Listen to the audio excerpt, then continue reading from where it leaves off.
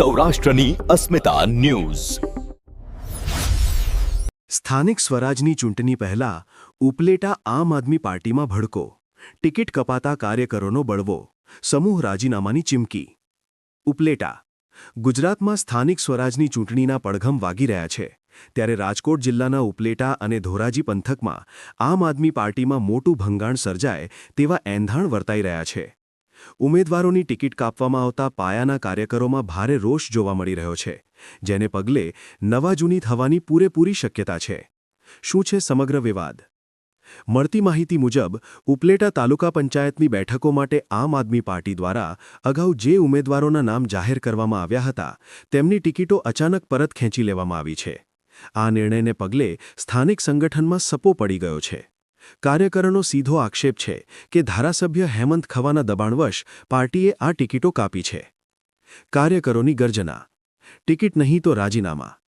આ અન્યાય સામે અવાજ ઉઠાવવા માટે આજે ઉપલેટા અને ધોરાજીના આમ આદમી પાર્ટીના કાર્યકરોએ એક તાકીદની બેઠક યોજી હતી। આ મીટિંગમાં કાર્યકરોએ ખુલ્લેઆમ નારાજગી વ્યક્ત કરતા જણાવ્યું હતું કે પાર્ટી દ્વારા જાહેર કરાયેલા ઉમેદવારોની ટિકિટો અચાનક શા માટે રદ કરવામાં આવી?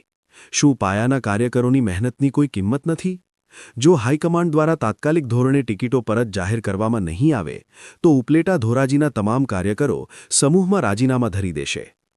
અમે રાત દિવસ એક કરીને પાર્ટીને મજબૂત કરી છે, પણ જો અમારી જ અવગણના થતી હોય અને ધારાસભ્યના ઇશારે ટિકિટો કપાતી હોય તો અમારે પાર્ટીમાં રહેવાનો કોઈ અર્થ નથી। નારાજ કાર્યકરોની રજૂઆત, હાઈકમાન્ડ સુધી પહોંચી લડત। સ્થાનિક સ્તરે રોષ ફાટી નીકળ્યા બાદ હવે આ મામલો ઉચ્ચ કક્ષાએ પહોંચાડવામાં આવ્યો છે। કાર્યકરોએ સ્પષ્ટ શબ્દોમાં ચીમકી આપી છે કે જો ટૂંક સમયમાં સુધારો કરવામાં નહીં આવે તો આમ આદમી પાર્ટીએ આ વિસ્તારમાં મોટા નુકસાન માટે તૈયાર રહેવું પડશે।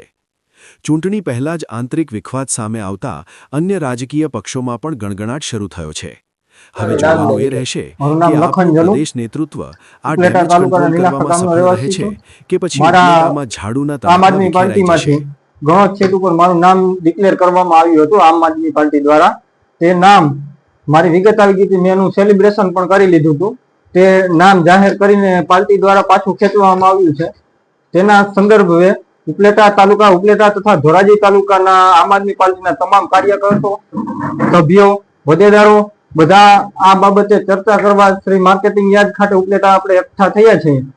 તે બાબતે હું અને તમામ જે ટિકિટો ખેંચાણી છે તે અને તેમજ અન્ય કોઈ એક વ્યક્તિ કહેવા દ્વારા આ ટિકિટો ખેંચાણી છે અને તેમ છતાં બીજી 10 ટિકિટો પણ એક વ્યક્તિના કહેવા ઉપરથી પાર્ટીને જો આપવી હોય તો ઉપલેટા તાલુકાના તમામ કાર્યકર્તા, ઉપલેટા ધોરાજીના તમામ 50 થી વધારે કાર્યકર્તાઓ, સભ્યો, હોદ્દેદારો, પ્રમુખ શ્રી બધા રાજીનામું દેવા માટે ઉપલેટા તાલુકા યાર્ડ ખાતે તૈયાર છે। અમે તો આ બાબતની રજૂઆત નહીં સાંભળે પાર્ટી દ્વારા તો આગામી સમયમાં શું પગલાં લેવા? જો આ બાબતની રજૂઆત પાર્ટી ઉપર દ્વારા નહીં સાંભળવામાં આવે તો આગામી સમયમાં ઉપલેટા તાલુકાના તેમજ ધોરાજી તાલુકાના અન્ય ઉપલેટા તાલુકાના 50 કાર્યકર્તાઓ અને ધોરાજીમાં 50 કરતા પણ વધારે કાર્યકર્તાઓ આમ આદમી પાર્ટી છોડવા માટે તૈયાર છે।